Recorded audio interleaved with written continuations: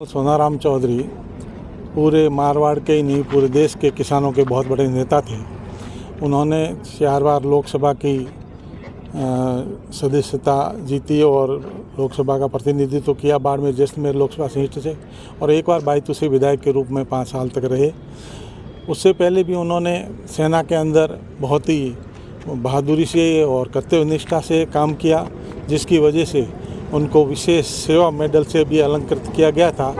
71 के वार के अंदर उन्होंने अद्वितीय सेवाएं सेना को दी थी, जिसकी वजह से उनको भारत सरकार ने अवार्ड दिया था। उसके बाद में 1994 के अंदर उन्होंने VRS लेकर के और किसानों की सेवा के लिए, इस क्षेत्र के पिछड़े हुए क्षेत्र की सेवा के लिए राजनीति में आने का फैसला किया और यहाँ उस दिन से लेकर के 94 से लेकर के आज दिन तक राजनीति के अंदर सक्रिय रह कर के किसानों की आवाज़ बने, मजदूरों की आवाज़ बने, गरीब की आवाज़ बने और बाड़मेर, जैसलमेर और मारवाड़ के विकास के अंदर उन्होंने कोई कोर कसर नहीं छोड़ी। एक दबंग नेता थे, ईमानदार थे, कर्तव्यनिष्ठ थे और देशभक्त नेता कर्नल साहब जैसा आज से बाद में मिलना बहुत ही मुश्किल चीज़ है और मैं उनके परिवार को ये सहन करने की क्षमता भगवान दे, ऐसी प्रार्थना करता हूं और उन्हें सच्ची श्रद्धांजलि किसान वर्ग की तरफ से देता हूं। और अभी बाड़मेर में उनका जो मकान बना हुआ है उतलाई रोड पे मोहनगढ़ हाउस, वहां पे उनकी देह पहुंचने वाली है और यहां पे उनको श्रद्धांजलि दी जाएगी। इसके बाद में बाई रोड उनका पैतृक गांव है मोहनगढ़, वहाँ उनकी देह को ले जाया जाएगा और कल 11 बजे मोहनगढ़ के अंदर उनका अंतिम संस्कार किया जाएगा।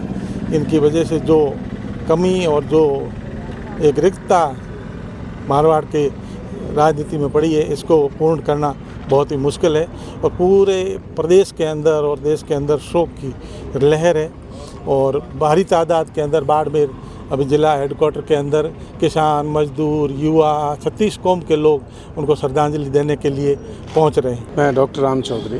कर्नल सोनाराम जी के निधन से पश्चिमी राजस्थान ही नहीं, हिंदुस्तान की राजनीति को बहुत गहरा धक्का लगा है।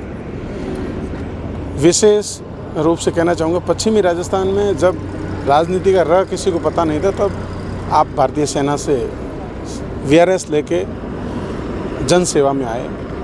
उन्होंने बहुत कर्तव्यपरायणता के साथ में देश सेवा में, राष्ट्र सेवा में, राजनीति में, दलगत राजनीति से ऊपर उठकर गरीब, मजदूर, आवाम और पिछले तबके का कैसे कल्याण हो, किस तरीके से ठेठ सुदूर बाकासर बॉर्डर, इंडो पाक बॉर्डर, जहाँ पर हमारा जो देश का सबसे दूसरे नंबर का लोकसभा क्षेत्र है, उसका आपने 4 बार प्रतिनिधित्व किया। एक बार मानद विधानसभा सदस्य रहे बायतू से और आप भारत की बहुत सारी ऐसी समितियां हैं लोकसभा के सदस्य के रूप में, उनके भी सदस्य रहे। परमाणु परीक्षण उनके लोकसभा काल के दौरान रहा। ऐसे बहुत सारे हजारों संस्मरण हैं। सोशल मीडिया के माध्यम से अपन देखें तो उनकी क्षतिपूर्ति शब्दों में बयां नहीं की जा सकती और वास्तव में लीजेंड थे और लीजेंड्स आर नेवर डाई। आज पूरे क्षेत्र के अंदर शोक की लहर है। पार्थिव देह जो है उनका मोहनगढ़ वहाँ अंतिम संस्कार किया जाएगा। पूरे क्षेत्र में नहीं, पश्चिमी राजस्थान में और हिंदुस्तान के वो किसान नेता थे। कर्नल सोनाराम का नाम बड़े अदब से लिया जाएगा। ये अलग हजारों किस्से रहे होंगे, बाकी क्षेत्र में शोक की लहर है। कल रात से ही जब पहली बार तो खुशखबरी जैसा माहौल था, उनके खुद के सोशल मीडिया हैंडल पर उन्होंने स्वस्थ होने की खबर दी, लेकिन उसके बाद में कार्डियक अरेस्ट था। उनका निधन मध्य रात्रि को हो गया। आज सुबह विशेष विमान से 12 बजे पालम एयरपोर्ट से अपने उतरलाई एयरबेस पे आएगा। राजकीय सम्मान के साथ में उनका अंतिम संस्कार किया जाएगा।